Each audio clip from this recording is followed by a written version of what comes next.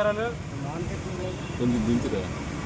Deputy CM Pawan Kalyan గారు కాకినాడలో మాట మంచి ప్రోగ్రాంలో ఎవరైతే తప్పు చేస్తున్నారో, అవినీతి చేస్తున్నారో, రేపిస్టులు ఉన్నారో, దొంగలు ఉన్నారో వాళ్ళే తొక్క తీయాలని చెప్పి అన్నారు. దాని మీద రౌడీలు గోండాలు ప్రోత్సహించద్దు అన్నారు.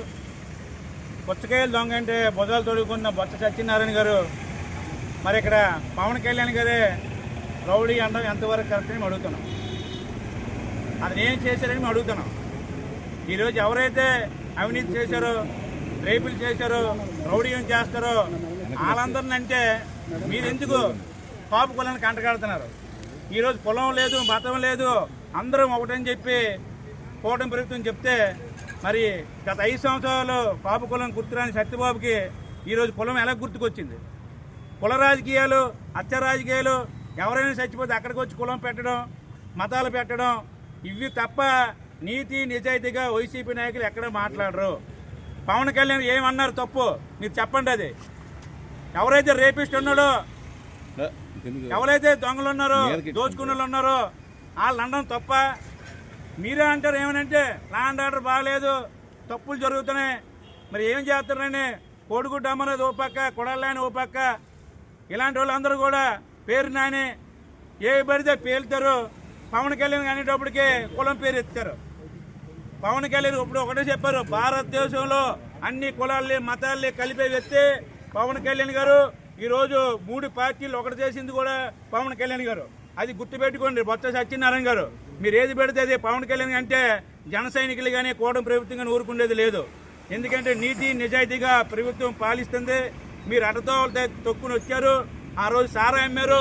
గత 5 సంవత్సరాలు రంగు నీళ్ళు అమ్మి 1,000 కోట్లు దోచుకొని దానికి సిట్లో మీరు అందరూ దొరికిపోతే ఈరోజు జోగు రమేష్ కానీ మీరు కానీ అలాగే జగన్మోహన్ రెడ్డి కలిపి జైలుకి వెళ్ళడానికి సిద్ధంగా ఉండండి. ఆ భయం పట్టుకొని ఈరోజు కులాల్ని రెచ్చగొట్టడం. ఆ రోజు బొత్స సత్యనారాయణ గారు ఏదైతే రాజశేఖర రెడ్డి హత్యాన కథలో జగన్మోహన్ రెడ్డి ఉన్నారన్నారు. ఈరోజు మీరు ఏం మాట్లాడుతున్నారు? కాంగ్రెస్కే ఎన్ని పోటీ పొడిచారు, మీరు ఎన్ని పోటీల గురించి మాట్లాడతారు? నీతి నిజాయితీ మాట్లాడండి. ఎవడు తప్పు చేస్తే తొక్క తీయండి. మీరైనా పర్లేదు, మేమైనా పర్లేదు. మా పార్టీలోనైనా తప్పు చేస్తే పవన్ కళ్యాణ్ ఒప్పుకోరని నీతి నిజాయితీ చెప్పారు.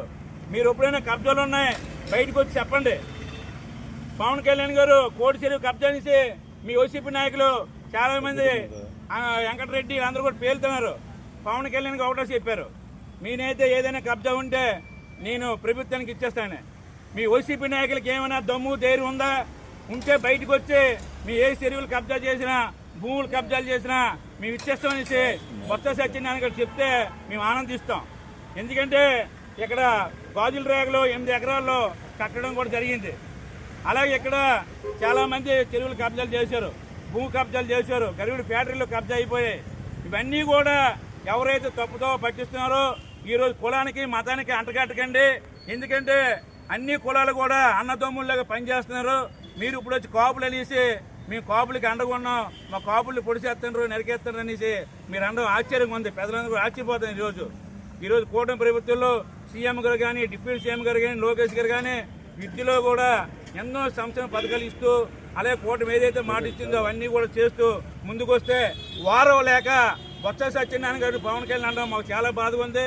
దీన్ని వెనక్కి తీసుకోవాలి, లేకపోతే మేము కూడా ఏ పెడితే మాట్లాడగలం. మీరు 2 రాష్ట్రాలకే పీసీసీగా చేశారు కాబట్టి మేము గౌరవిస్తున్నాం. చీపురుపల్లికి ఏది కూడా మీరు చేయలేదు. ఈ రోజు కూడా చీపురుపల్లి అభివృద్ధి అసలు లేదు. ఆ నియోజకవర్గాన్ని మీరు అభివృద్ధి చేయలేదు. మీరు రాష్ట్రానికి ఏం చేస్తారనేసి జనసేన పార్టీ తరఫున కూటమి ప్రభుత్వం సూచిస్తున్నాం.